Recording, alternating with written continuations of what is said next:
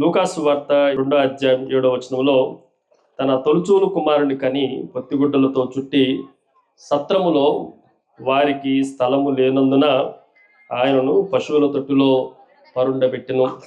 నాదొక ప్రశ్న, లేదంటే నాదొక సందేహం. ఇంతకీ స్థలం ఉందా లేదా? మళ్ళీ జాగ్రత్తగా చదువుతున్నా. సత్రములో వారికి స్థలము లేనందున ఆయనను పశువుల తొట్టిలో పరుండబెట్టును. స్థలం ఉందా, స్థలము లేదా? ఉంది కానీ లేదన్నట్టుంది, లేదు కానీ ఉన్నట్టు ఉంది. సత్రములో ఆయనకి స్థలము లేదు. ఎక్కడ స్థలం ఉంది ఆయనకి? పశువుల తొట్టులో స్థలం ఉంది. ఈరోజు మనం జాగ్రత్తగా ఆలోచన చేస్తే మానవుడు దేవునికి స్థలం ఇవ్వకపోయినా దేవుడు మానవులతో ఉండటానికి స్థలమును ఆయన సిద్ధపరుచుకున్నాడు అని మనం జాగ్రత్తగా ఆలోచన చేయాలి. గత రాత్రి దేవుని వాక్యంలో దేవుడు మనతో కాపురము చేసేవాడు అని దేవుని మాటలు ధ్యానం చేయడానికి ప్రభు కృపను అనుగ్రహించారు. ఈ రాత్రికాల సమయంలో కూడా అవే వచనాలలో నుండి మరికొన్ని విషయాలు మీకు జ్ఞాపకం చేస్తాను, జాగ్రత్తగా వినండి. దేవుడు మనతో నివాసము చేసేవాడు, ఆయన ఎలాంటి వాడు అని మనం ఆలోచన చేస్తే భూమి మీద ఏ మానవుని కానీ ఏ దేవతని కానీ ఎవరిని ఆయనతో సమము చేయలేము. అలాంటి వాడు ఆయన సమస్తాన్ని విడిచిపెట్టి ఆది సంభూతుడిగా ఉన్నవాడు మనతో కాలంలోనికి వచ్చాడు. అందుకే యోహాను రాసిన శుభవార్తలో 1వ అధ్యాయం 14వ వచనంలో ఆ వాక్యమే శరీరధారి అయి కృపా సత్య సంపూర్ణుడిగా మన మధ్య నివసించను. ఆయన మనతో నివసించేవాడు. ఆయన వెళుతూ చెప్పిన మాట ఏంటంటే, నేను మీతోనూ మీలోను నివసించేవాడిని అని జ్ఞాపకం చేస్తా ఉన్నాడు. అయితే ఈ రాత్రికాల సమయంలో మనం జాగ్రత్తగా ఆలోచన చేస్తే ప్రభువు సందర్శించిన స్థలాలు కొన్ని ఉన్నాయి. ప్రభు స్థలాలు మరికొన్ని దేవుని వాక్యంలో మనకు కనిపిస్తూ ఉన్నాయి. ఈ రాత్రికాల సమయంలో యేసుక్రీస్తుకున్న 6 స్థలాలు ఈ రాత్రి మీకు జ్ఞాపకం చేస్తా, జాగ్రత్తగా వినండి. గత రాత్రి 6 కాపురం చేసిన ఊర్ల గురించి మనం ఆలోచన చేసాం. ఈరోజు మనం జాగ్రత్తగా ఆలోచన చేస్తే ప్రభు స్థలాలు మనం కొంచెం జాగ్రత్తగా ఆలోచన చేసి ఆ స్థలాల్లో నుండి ఒక చిన్న వాక్య భాగంలో నుండి అనేక విషయాలు నేర్చుకొని దేవుని వాక్యాన్ని మనం చాలా జాగ్రత్తగా అంగీకరించి ముగించుకుందాండి. చూడండి, ఈ మొదటి స్థలం మనం చదువుకున్న ఈ వాక్య భాగం 2వ అధ్యాయం 7వ వచనంలో మనందరికీ తెలిసిన ఈ బెత్లెహేములో ఉన్న ఈ స్థలాన్ని ఏమంటామంటే యేసుక్రీస్తు యొక్క జన్మస్థలం అని అంటాం. ఏ స్థలం చెప్పండి? It is A birth place. ఇది ప్రభు యొక్క జన్మస్థలము. అనేక పాటలు మనం నేర్చుకుంటా ఉన్నాం, వాటిని అనేక చోట్ల పాడుతూ ఉన్నాం. యేసుక్రీస్తు జన్మస్థలము బెత్లెహేము. ఆ బెత్లెహేమును గురించి మనం జాగ్రత్తగా ఆలోచన చేస్తే అది రొట్టెల ఇల్లు. బెత్లెహేము అంటే అర్థం ఏంటి చెప్పండి? రొట్టెల ఇల్లు. కాబట్టి దేవుడు మనకు ఆహారాన్ని ఇవ్వటానికి ఆయన తొట్టిలోనికి వచ్చాడు. మానవుల రిజెక్షన్ ఎంత ప్రాముఖ్యమైనదో, మానవుల రిజెక్షన్ కూడా, మానవుల యొక్క తిరస్కారం కూడా దేవుని యొక్క సార్వాధికారమునకు, సార్వభౌమతి అధికారానికి దేవుడు ఉపయోగించుకున్నట్లుగా మనం దేవుని వాక్యంలో నుండి ఆలోచన చేయొచ్చు. ఇది మొట్టమొదటి స్థలం. ఏ స్థలం చెప్పండి? ఇది ఏం చెప్పాను? యేసుక్రీస్తు యొక్క జన్మస్థలము. రెండో స్థలాన్ని మీకు జ్ఞాపకం చేస్తా. చూడండి, యోహాను సువార్త 4వ అధ్యాయంలో సమరయ స్త్రీ కథ మనకు అందరికీ తెలుసు. ఆ కథలో నుండి ఒక్క వచనాన్ని నేను చదువుతున్నా, జాగ్రత్తగా ఈ మాటలు చూడండి. బైబిల్ ఉన్నవారు తెరిచి చూడండి, అవకాశం ఉన్నవారు చక్కగా వినండి. 4వ అధ్యాయం 20వ వచనంలో ఆ స్త్రీ మాట్లాడుతున్న మాటల్లో నుండి ఒక మాట ఎలాగో రాయబడింది. మా పితరులు ఈ పర్వతమందు ఆరాధించరు కానీ ఆరాధింపవలసిన స్థలము యెరూషలేములో ఉంది. చెప్పండి. రెండో స్థలం ఏంటి చెప్పండి? ఆరాధనా స్థలము. మొదటిది జన్మస్థలము. యేసుక్రీస్తు జన్మస్థలము ఏంటి అని మనం ఆలోచన చేస్తే అది చెప్పండి, బెత్లెహేము. యేసుక్రీస్తు యొక్క ఆమె మాట్లాడుతూ మా పితరులు ఎక్కడ ఆరాధన చేసేవాళ్ళు అని అంటే యెరూషలేములో మేము మాత్రం ఈ పర్వతం మీద ఆరాధన చేస్తున్నాం కానీ అసలు ఆరాధింపవలసిన స్థలం ఎక్కడుంది అని మనం ఆలోచన చేస్తే యెరూషలేములో ఉంది. అనేక పర్యాయాలు యేసుక్రీస్తు యెరూషలేములోనికి వచ్చాడు, దానిని ఆరాధనా స్థలముగా మార్చాడు. కానీ ఈరోజు యెరూషలేము ఆరాధనా స్థలము కాదు. ఈరోజు పరిశుద్ధ స్థలము, ఆరాధనా స్థలం ఎక్కడా అని మనం ఆలోచన చేస్తే ప్రభు ఎక్కడ ఉంటే అక్కడే ఆరాధన స్థలం. అది మన ఊరైనా సరే, మన వీధి అయినా సరే, మన పేట అయినా సరే, మన ఇల్లు అయినా సరే, మన గృహమైనా సరే, ఎక్కడ ఇద్దరు ముగ్గురు నా నామమును కూడి ఉంటారో వారి మధ్య నేను ఉంటాను. అదే ఆరాధన స్థలము, అదే మనందరికీ ఆరాధనను కలగజేసే స్థలము అన్న సత్యాన్ని ఈ రాత్రి మనం ఆలోచన చేయాలి. మొదటి స్థలాన్ని ఎవరిని జ్ఞాపకం చేశాను అని అంటే ప్రభు యొక్క జన్మస్థలం. అందరూ చెప్పండి, ప్రభు యొక్క జన్మస్థలము. ఇది కూడా కొంచెం జాగ్రత్తగా ఆలోచన చేయాలి. భూమి మీద బెత్లెహేము అనేది జన్మస్థలం అయితే, ఈ రాత్రికాల సమయంలో ఎవరైతే యేసుక్రీస్తును తమ హృదయములో తిరిగి జన్మింపజేసుకుంటారో వారిని కూడా ఏమనంటున్నాము అనంటే దేవుని యొక్క జన్మస్థలమే అని చెప్తా ఉన్నాం. రెండోది మనం జాగ్రత్తగా ఆలోచన చేస్తే అది ప్రభు ఆరాధనా స్థలము. ఏ ఊరు అది? చెప్పండి, ఏ పట్టణం అది? యెరూషలేము పట్టణం. 8వ దినానే ప్రభువుని యెరూషలేము దేవాలయంలోనికి తీసుకుని వచ్చారు. సున్నతి కార్యక్రమం జరిగించారు. ప్రతి ఏటా పస్కా పండుగన ఆయన యెరూషలేములోనికి వచ్చేవాడు. 12వ ఏట కూడా యెరూషలేములోనికి వచ్చి ఆ దేవాలయంలో 3 రోజులు తల్లిదండ్రులు ప్రయాణం చేసినప్పటికీ నెలవరలో ఉన్నాడు ప్రభు అనుకొని దూరం ప్రయాణం చేశారు. ఇలాగ మనం ఆలోచన చేస్తే ఇది ప్రభు యొక్క ఆరాధనా స్థలం. అందరూ చెప్పండి, మొదటిది ప్రభు యొక్క జన్మస్థలము, రెండవది ప్రభు యొక్క ఆరాధనా స్థలము. మూడో విషయాన్ని మీకు జ్ఞాపకం చేస్తాను.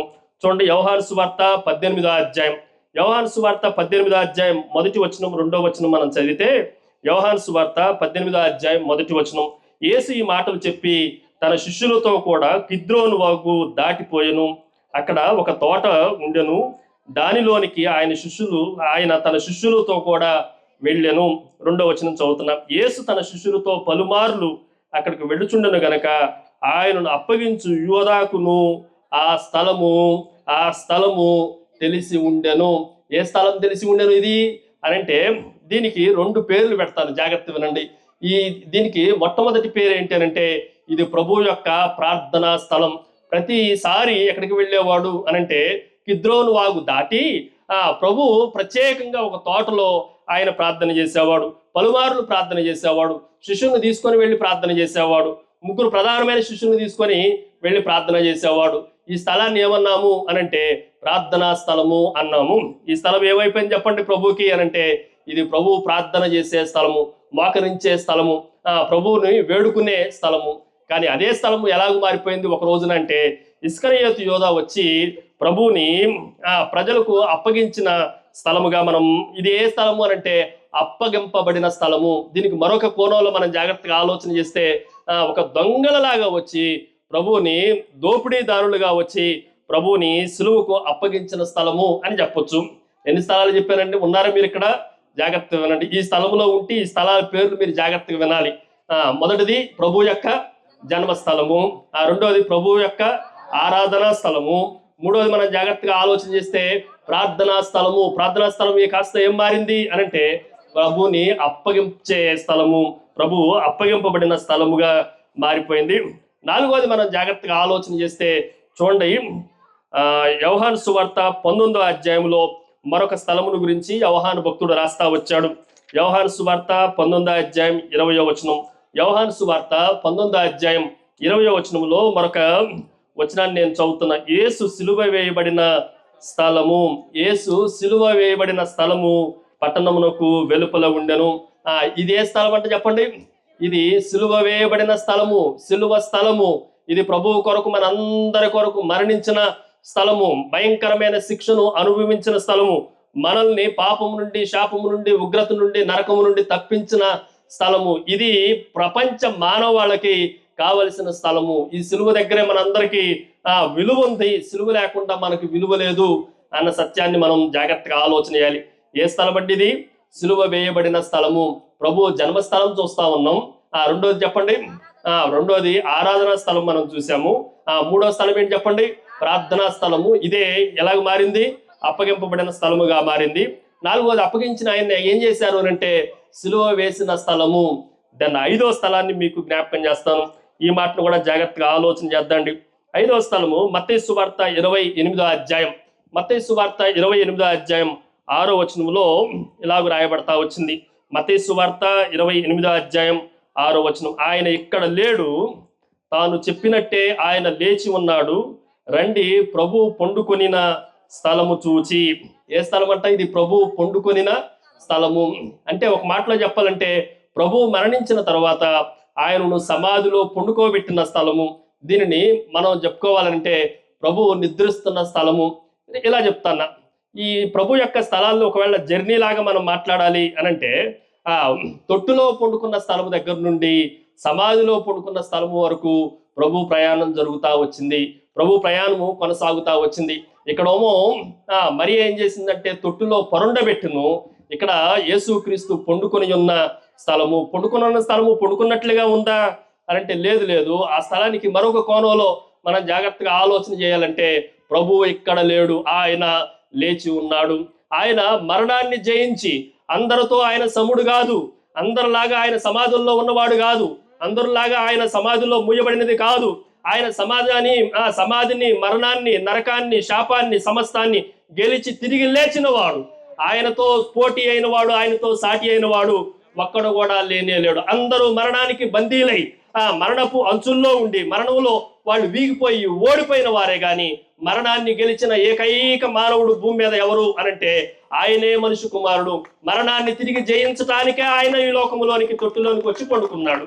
ఈ రాత్రి మనం జాగ్రత్తగా ఆలోచన చేస్తే 5 స్థలాలు మీకు జ్ఞాపకం చేశాను. మొదటి స్థలం ఏమని చెప్పాను? చెప్పండి. ఆయన జన్మస్థలము. రెండవ స్థలం ఏమని చెప్పాను? ఆయన ఆరాధించే స్థలము. మూడోది ఏమని చెప్పాను మీకు? ఆయన ప్రార్థనా స్థలం. 4వ ఏ స్థలం చెప్పాను చెప్పండి? ఆయనను సిలువ వేసిన స్థలము. 5వది చెప్పండి. నేను ఇలా రాసుకున్నాను నోట్స్ లో, మరణాన్ని జయించిన స్థలం. ఏ స్థలం ఇది? మరణాన్ని కూకుట వేలుతో సహా జయించిన స్థలం, పాపమును పరిహరించిన స్థలం, దోషమంతటిని పరిహరించిన స్థలం, శాపమును తొలగించిన స్థలం, మానవునికి కావలసిన పరలోకపు ధన్యతలన్నిటినీ ఇచ్చిన స్థలం. ఇది ఆయన స్థలము కూడా కాదు, ఎవరో తొలిపించుకున్న కొత్త సమాధిలో ఆయన తన కొరకు స్థలాన్ని ఏర్పాటు చేసుకున్నాడు. ఈరోజు చెప్పండి, ఇన్ని స్థలాలు ప్రభు ఆయన కోసం ఏర్పాటు చేసుకుంటే మనం మాత్రం ఏమి ఇవ్వలేకపోతున్నాం ఆయనకి? సత్రములో స్థలము లేనందున. మరొక మాటను కూడా మీకు జ్ఞాపకం చేస్తా, జాగ్రత్తగా వినండి. 6వ స్థలం కూడా ఇది రాత్రి ధ్యానం చేశాను, జస్ట్ అలాగా అక్కడ టచ్ చేసి వదిలిపెట్టాను. ఈ రాత్రి కొంచెం విపులంగా ఆ మాటలు మనం జాగ్రత్తగా ఆలోచన చేద్దాండి. యోహాను సువార్త 1వ అధ్యాయం రండి. యోహాను సువార్త 1వ అధ్యాయం 38వ వచనం నుండి 42వ వచనం వరకు ఉన్న భాగంలో నుండి ఈ రాత్రి కాల సమయంలో మరొక 6 విషయాలు మీకు జ్ఞాపకం చేస్తాను. ఈ స్థలాన్ని జాగ్రత్తగా ఇలాగ జ్ఞాపకం ఉంచుకోండి. 38వ వచనం. యేసు వెనకకు తిరిగి వారు తన్ను వెంబడించుట చూచి మీరేమి వెతుకుతున్నారని వారిని అడుగగా వారు రబ్బీ నీవెక్కడ కాపురం ఉన్నావని ఆయనను అడిగిరి. రబ్బీ అను మాటకు బోధకుడని అర్థము. వచ్చి చూడుడని ఆయన వారితో చెప్పెను. ఆయన కాపురమున్న స్థలము. అందరూ చెప్పండి, ఏ స్థలము ఇది? ఏ స్థలం చెప్పండి? ఆయన కాపురమున్న స్థలము, ఆయన మనతో నివసించే స్థలం, ఆయన మనతో జీవించే స్థలం. ఈ స్థలమును గురించి యేసుక్రీస్తు ప్రభు వారికి చెప్పిన మాట ఏంటంటే, నేను కాపురము చేస్తున్న స్థలం. ఆయన ఎలాంటి వాడు అని అంటే దేవుడు, ఆయన దైవత్వం కలిగిన వాడు, శరీరధారిగా భూమి మీదకి వచ్చి మనతో కలిసి నివసించడానికి ఆయన నివసించేవాడు అన్న విషయాన్ని మనం జాగ్రత్తగా ఆలోచన చేయాలి.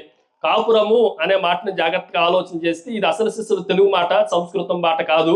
కాపురము అనంటే 2 అర్థాలు ఉన్నాయి, జాగ్రత్తగా వినండి. ఒకటి, దాంపత్య జీవితాన్ని ఏమని పోల్చారంటే కాపురం అన్నారు. వాళ్ళ కాపురం సరిగా లేదండి అనంటే అర్థం ఏంటంటే వారి దాంపత్య జీవితం, సంసారము సరిగా లేదు. సంసారము అనే మాట సంస్కృతము, కాపురము అనే మాట తెలుగు మాట.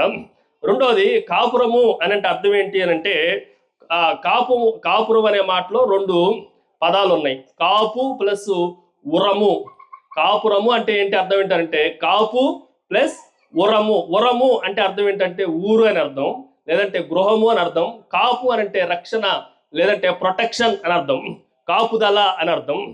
కాపురము అంటే అర్థం ఏంటంటే ఆ గృహాన్ని కానీ ఆ ఊరిని కానీ రక్షించుట అని అర్థం. ఈరోజు ప్రభు కాపురం అంటే అర్థం ఏంటి అంటే ప్రభు ఎక్కడ ఉంటున్నాడో వారిని రక్షించేవాడు, వారిని కాపాడేవాడు. ఏ ఊర్లో ఉంటే ఆ ఊర్లో ఆ ఊరిని కాపాడేవాడు అని అర్థం. ఈరోజు వేములపల్లిలో ప్రభు ఉంటే ప్రభు ఎవరిని కాపాడుతున్నాడు అంటే చెప్పండి? ప్రభు వారిని కాపాడుతున్నాడు. మనతో ఉంటే మనల్ని కాపాడేవాడు. అందుకే ఆయనను ఉన్న స్థలముని ఏమన్నామంటే కాపురం ఉన్న స్థలము అని పిలిచాము. గత రాత్రి మీకు జ్ఞాపకం చేసినట్లుగా ఎన్ని చెప్పానో మరొకసారి ఊరకనే మీకు జ్ఞాపకం చేస్తాను. బెత్లెహేము ఆయన కాపురం ఉన్న స్థలము. రెండోది ఏం చెప్పాను? నజరేతు ఆయన కాపురం ఉన్న స్థలము. మూడోది మనం జాగ్రత్తగా ఆలోచన చేస్తే కపెర్నహూము ఆయన కాపురం ఉన్న స్థలము, 4వది బేతనీ ఆయన కాపురం ఉన్న స్థలము, 5వది యెరూషలేము ఆయన కాపురం ఉన్న స్థలము. అన్నీ ఆయన కాపురం ఉన్న స్థలాలే.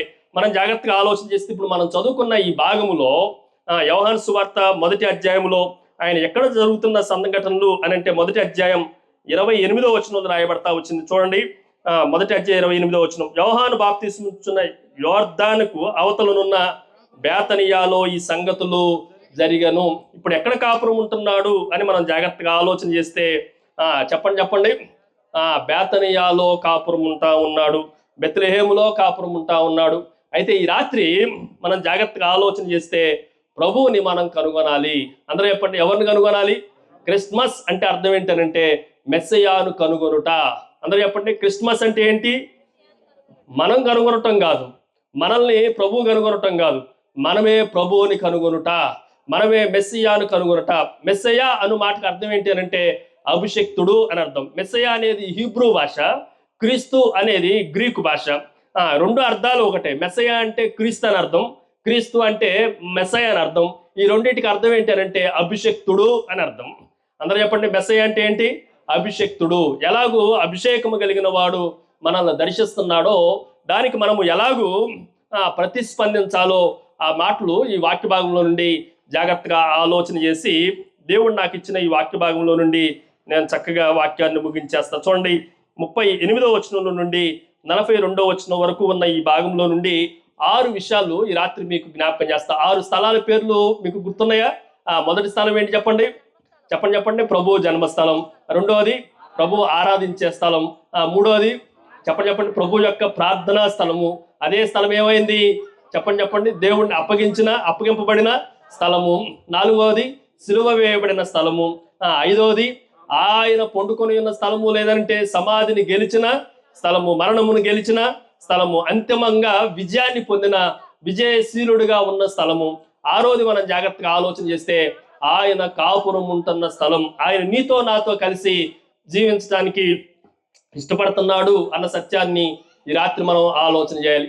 అయితే ఆయనతో కాపురం ఉండాలి, ఆయనతో కలిసి జీవించాలి, ఆయన మనతో నివసిస్తున్నాడు కాబట్టి మన జీవితాలకి రక్షణ ప్రాపు ఉంటది అని ఈ రాత్రి మనం ఆలోచన చేస్తే మనం ఏం చేయాలో ఒక 6 విషయాలు మీకు జ్ఞాపకం చేసి దేవుని మాటలు ముగించేస్తాను. ఇంగ్లీష్లో జాగ్రత్తగా రాసుకోండి, అన్ని 5 అక్షరాల మీద, తెలుగులో కూడా చక్కగా చెప్తా, జాగ్రత్తగా వినండి. నెంబర్ 1, మొట్టమొదటిది జాగ్రత్తగా ఆలోచన చేస్తే ఇట్ ఈజ్ ఏ ఇన్విటేషన్. మొట్టమొదటి చెప్పండి, ఇట్ ఈజ్ ఏ ఇన్విటేషన్, ఆహ్వానము. దేవుడు ఎప్పుడైనా సరే ఆయనను కనుగొనటానికి మనల్ని పిలుస్తున్నాడు, ఆహ్వానిస్తున్నాడు అన్న విషయాన్ని మనం జాగ్రత్తగా ఆలోచన చేయాలి. 38వ వచనం మరలా చదువుతున్నా, జాగ్రత్తగా చూడండి. యేసు వెనకకు తిరిగి వారు తన్ను వెంబడించుట చూచి మీరేమి వెతుకుతున్నారని వారు అడగగా వారు రబ్బీ నీవు ఎక్కడ కాపురం ఉన్నావని ఆయనను అడిగిరి. ప్రభు అడిగినప్పుడు ప్రభు వారికి ఏం చెప్పాడు? 39వ వచనంలో వచ్చి చెప్పండి వచ్చి చూడండి. This is the invitation. ఈరోజు ప్రభువుని మెస్సయ్యాని కనుగొనాలి అనంటే దేవుడు మనకు ఆహ్వానాన్ని పలుకుతా ఉన్నాడు, ఆయన మనల్ని ప్రత్యేకంగా పిలుస్తా ఉన్నాడు, ఆయన ఇన్విటేషన్ ఇచ్చేవాడు. మనం జాగ్రత్తగా ఆలోచన చేస్తే ఆయన వాదించేవాడు కాదు, ఆయన ఆర్గ్యుమెంట్లు చేసేవాడు అంతకన్నా కాదు, ఆయన నీతో డిబేట్లు చేసేవాడు అంతకన్నా కాదు, కానీ నిన్ను ఆహ్వానించేవాడు. నిన్ను ఎక్కడికి ఆహ్వానిస్తున్నావు అంటే నేను ఎక్కడి నుండి వచ్చానో, నేను ఎక్కడ కాపురం ఉంటున్నానో, నా స్థలం ఏంటో, నా స్థలం మీకు అర్థమైతే మీ స్థలం కూడా మీకు అర్థమవుతుంది. కాబట్టి మీరు వచ్చి చూడండి నన్ను. ఈరోజు మనం జాగ్రత్తగా ఆలోచన చేస్తే దేవుడు ఎన్నిసార్లు మనకి ఆహ్వానాన్ని పలికిన, దేవుడు ఎన్నిసార్లు వచ్చి నన్ను కనుగొనండి, నన్ను చూడండి, నన్ను తరించండి, నన్ను దర్శించండి, నా దగ్గరికి రండి, మీరెవరో నేనెవరో అర్థమవుతాను అని ప్రభు ఎన్నిసార్లు మనల్ని హెచ్చరించిన ప్రభు దగ్గరికి వచ్చి చూసిన వారం కానే కాదు. ఎందుకు అనంటే ఏ రోజుకి ప్రభువుని వచ్చి చూసే అవకాశం ఉందనంటే పక్కనే యెరూషలేము నుండి 6 మైళ్ళు దూరం, కానీ ఏ రోజు వచ్చి ప్రభువుని వచ్చి దర్శించిన వాడు కాదు. అదే పట్టణాన్ని ఆ రోజుల్లో పరిపాలిస్తున్న అగస్టస్ అనే ఆయన కైసరు చక్రవర్తి, ఆయన కూడా వచ్చి దర్శించిన వాడు కాదు. యోదయ దేశానికి సిరియా దేశానికి అధిపతిగా ఉన్న కురేనియస్ అన్నవాడు కూడా దర్శించిన సందర్భాలు ఏమీ లేవు.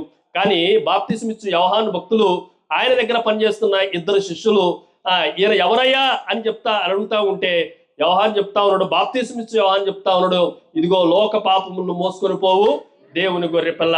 అయితే రబ్బీ, ఓ మా మా గురువు గారు ఇలా చెప్పాడు కదా, నువ్వు నిజంగా లోక పాపంలో మోసుకొని పోయే దేవుని గొర్రె పిల్లవా, అవునా కాదా అని అంటే, లేదు లేదు, నేను అలాంటి వాడిని కాదు, ఇలాంటి వాడిని కాదు, నేను స్టోరీ చెప్తా, నేను కథ చెప్తా అనే దేవుడు కాదు ఈయన.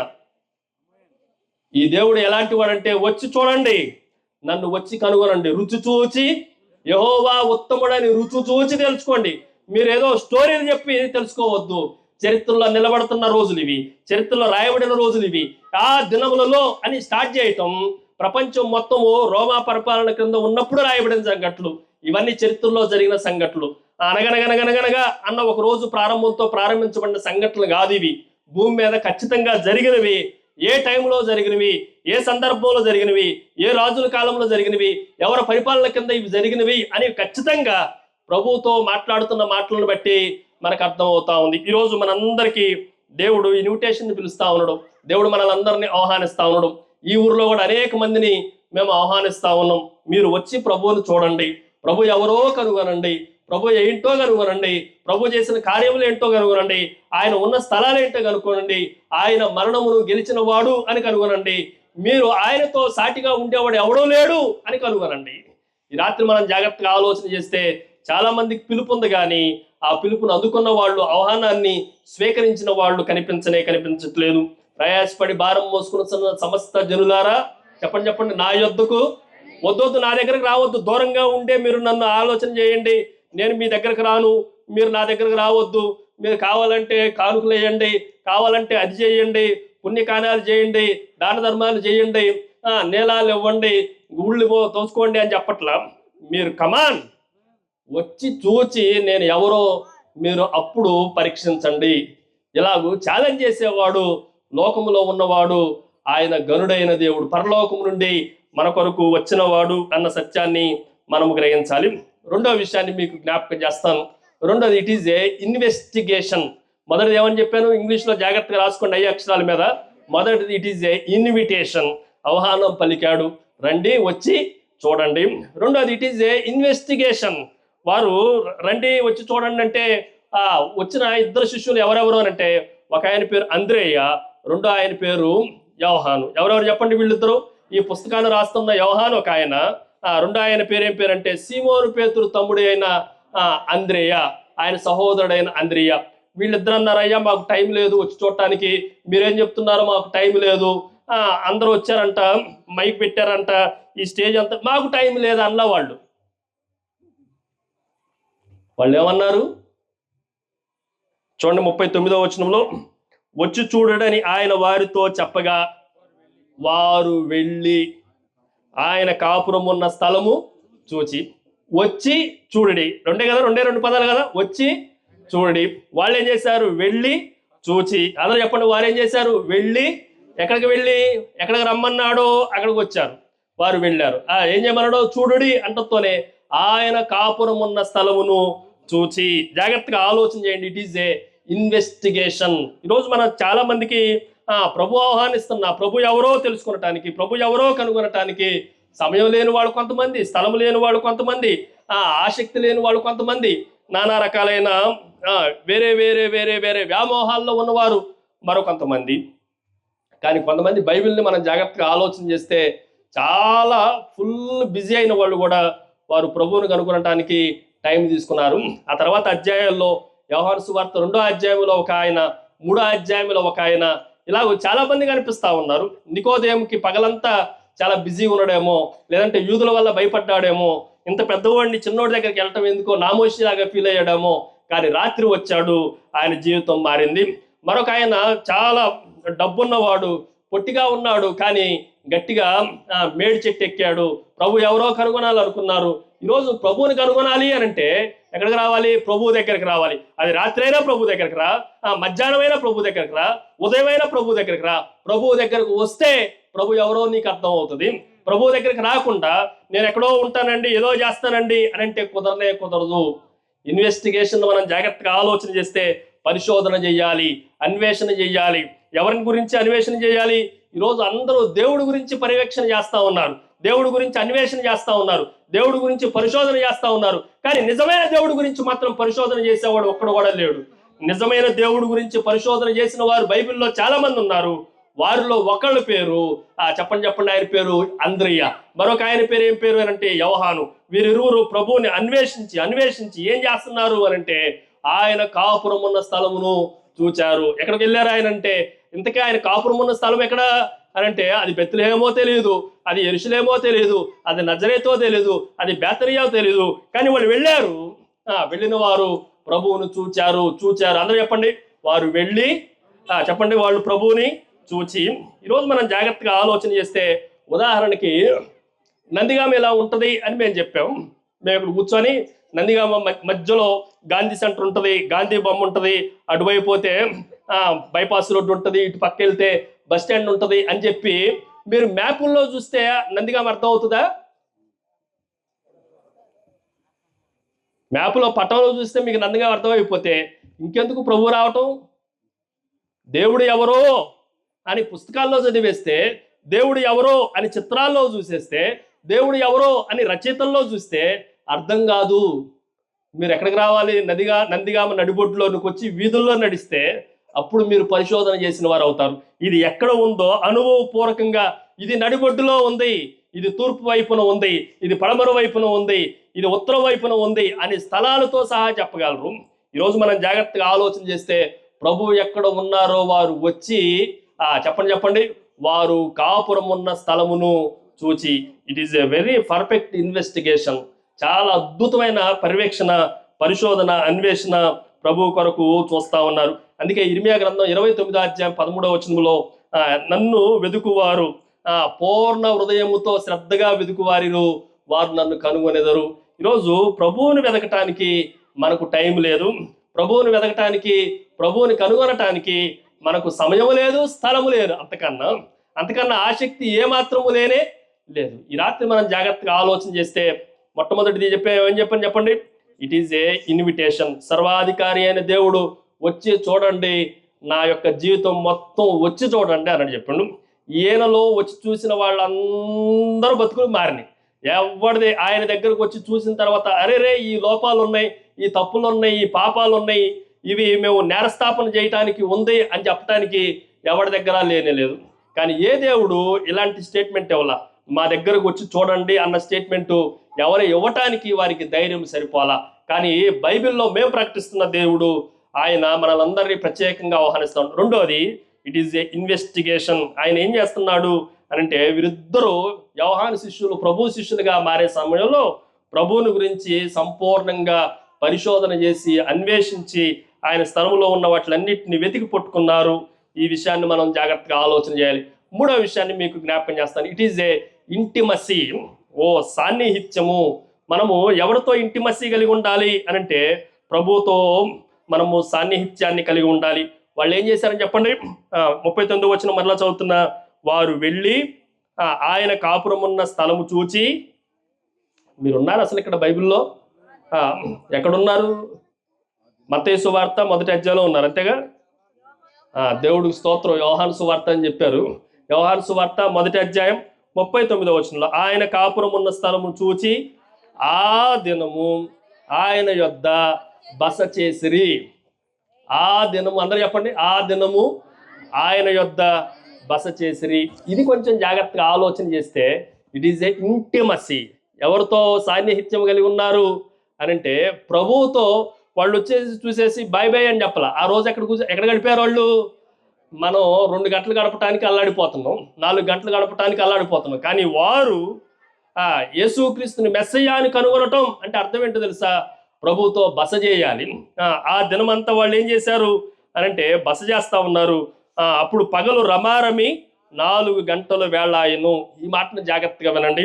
ఈరోజు మనం జాగ్రత్తగా ఆలోచన చేస్తే ఆయనతో సాన్నిహిత్యం మనల్ని ప్రభునందు ఇంకా ఉన్నతంగా దగ్గరగా తీసుకుని వస్తూ ఉంటుంది. అందుకే యోహాను సువార్త 15వ అధ్యాయంలో ద్రాక్షవల్లి తీగల గురించి చెప్పేటప్పుడు, ఎవడు నా యందు నిలిచి ఉండునో నేను ఎవడు యందు నిలిచి ఉండునో. మనం ఆయనతో నిలిచి ఉండాలి, ఆయన మనతో నిలిచి ఉండాలి. ఒకవేళ తీగలు ద్రాక్షవల్లిలో నిల్చుండకపోతే ఏమవుతుంది? కట్ అయితే ఏమవుతుంది?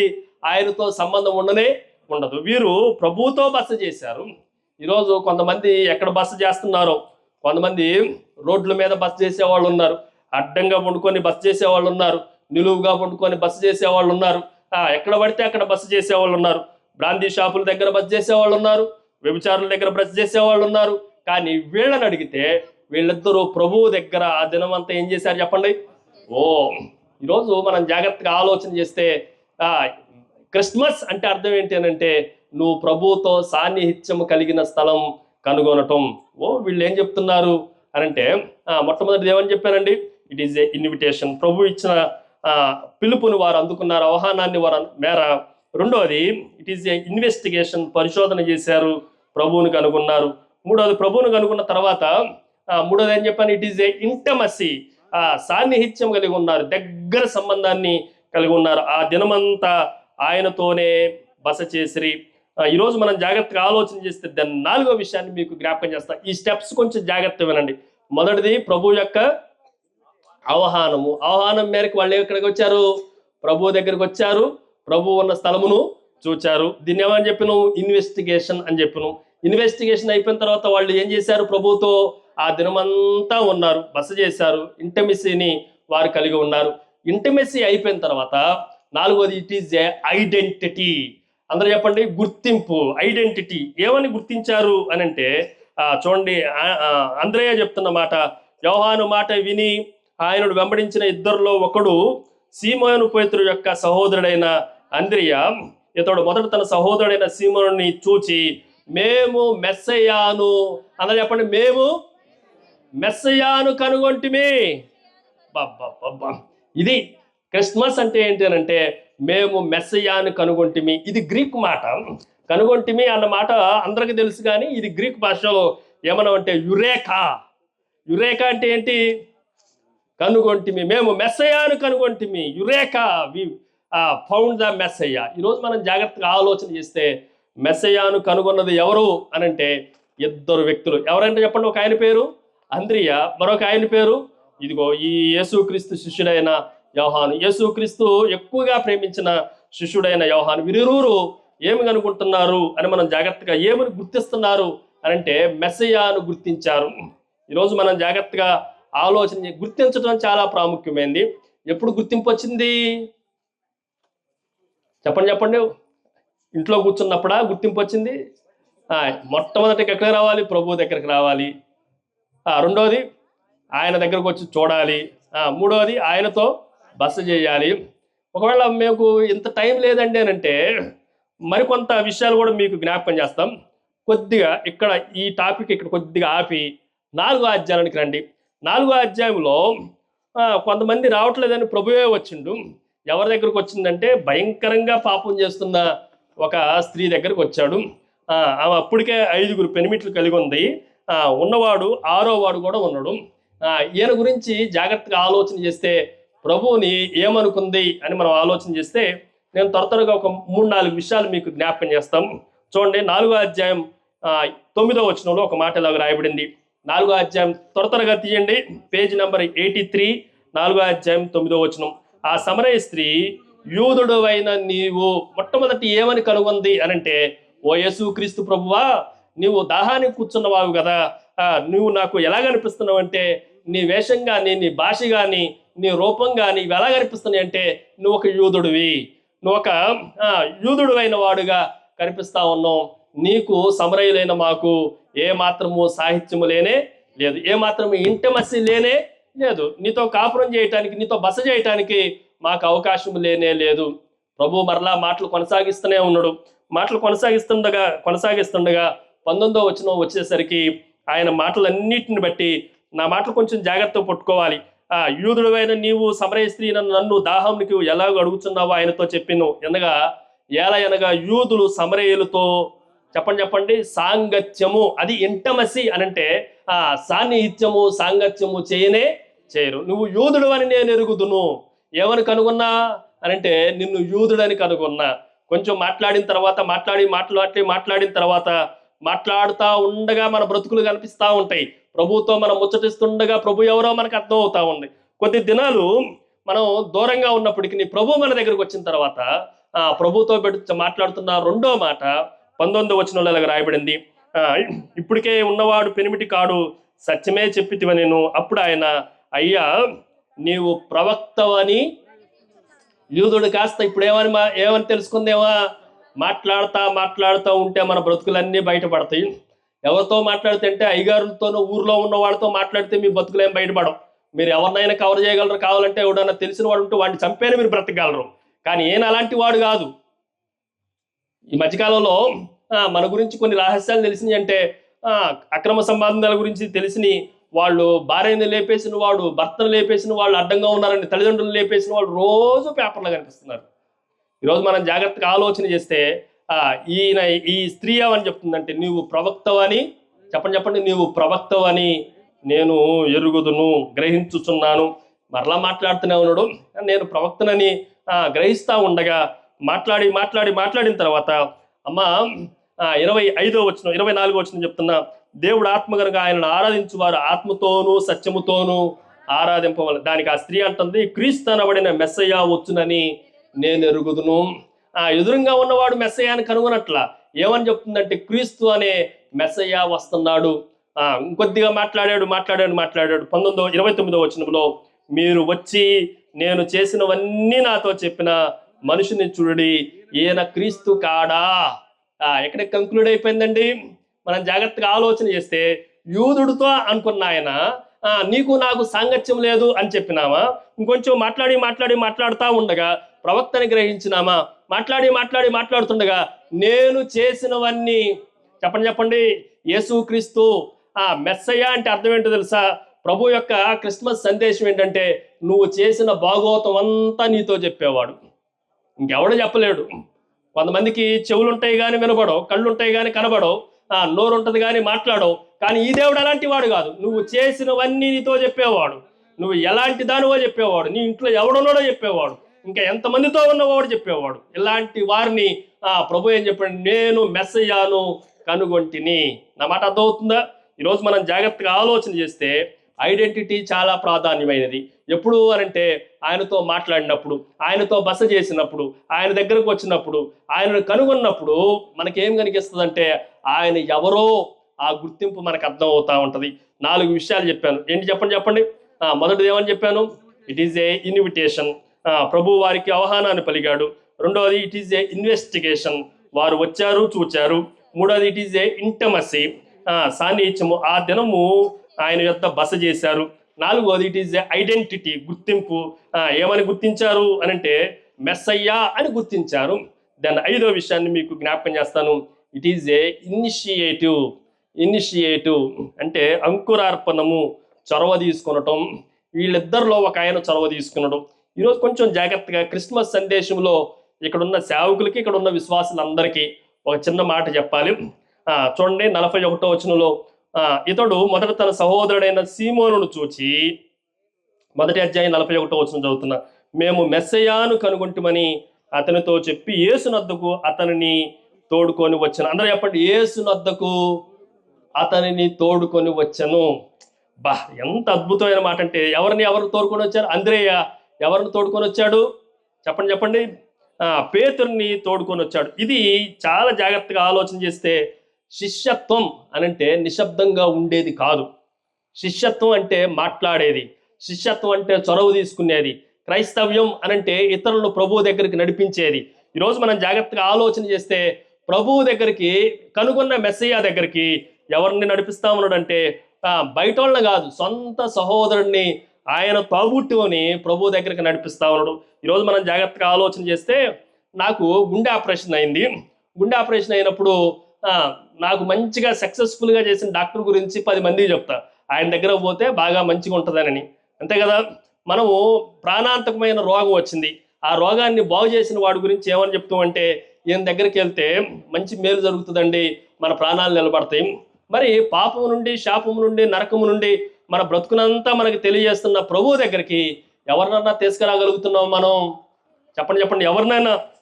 ఈ అంకురార్పణ అనేది చాలా సింపుల్గా ప్రారంభించబడతా ఉంటుంది. ఈరోజు కొంచెం జాగ్రత్తగా వినండి. మీరు దేనికి ప్రారంభానికి చొరవ తీసుకుంటున్నారు? దేనికి చొరవ తీసుకుంటున్నారు? తొట్టి చొరవ తీసుకొని ప్రభు పవళించడానికి చొరవ తీసుకుంది. నక్షత్రము జ్ఞానుల్ని ప్రభు దగ్గర నడిపించడానికి చొరవ తీసుకుంది. ఈరోజు మీరు దేనికి చొరవ తీసుకుంటున్నారు? ఎవరిని నడిపించడానికి చొరవ తీసుకుంటున్నారు? క్రిస్మస్ అంటే ప్రభు దగ్గరకు ఈ ప్రజలను నడిపించటం. అందరూ చెప్పండి, ప్రభు దగ్గరికి ఎవరు నడిపించాలి? ప్రజలను నడిపించాలి. ఈరోజు కొంచెం జాగ్రత్తగా ఈ మాటలు వినండి. దెన్ ఆరో విషయాన్ని మీకు జ్ఞాపకం చేస్తాను. It is A impact. అందరూ చెప్పండి, ఇంపాక్ట్, ప్రభావము. అందరూ చెప్పండి, ప్రభావము. ఈరోజు కొంచెం జాగ్రత్తగా ఆలోచన చేస్తే ఎప్పుడు ప్రభావం అద్భుతంగా ఉంటుంది అని అంటే చిన్న చిన్న ప్రారంభాలు ప్రభావం చాలా అధికంగా ఉంటుంది. ఏంటి చిన్న చిన్న ప్రారంభాలు అని అంటే, బైబిల్లో నేను అలా చెప్తా. యేసుక్రీస్తు ప్రభు దగ్గరకు వచ్చిన జ్ఞానులు 100 మంది వచ్చారా, కొద్ది మంది వచ్చారా? చెప్పండి. కొద్ది మంది వచ్చారు.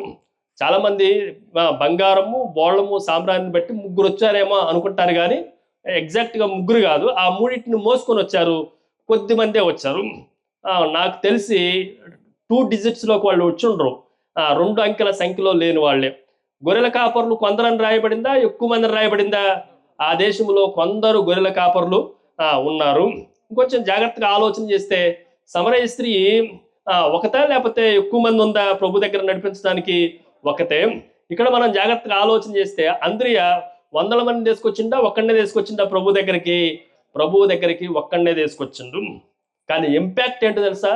ఆ వచ్చిన ఒక్కడు ఒక్క రోజున 3000 మందిని సంఘంలో స్థాపించగలిగిన సామర్థ్యం కలిగిన వాడు. ఈరోజు ప్రారంభాలన్నీ చిన్నగానే ప్రారంభించబడతాయి. Don't worry. మా సంఘంలో ఎవడో లేడు అనుకోకపోయినా పర్లేదు, ఒక్కడు ఉంటే ఒక్కడిని వేలగా చేయగలిగిన దేవుడు సమర్థత కలిగిన వాడు. ఈరోజు ఆ ఒక్కడిని తీసుకొచ్చిండు. అంద్రేయ చేసిన పని ఏంటంటే ఒక్కడిని తీసుకొచ్చిండు.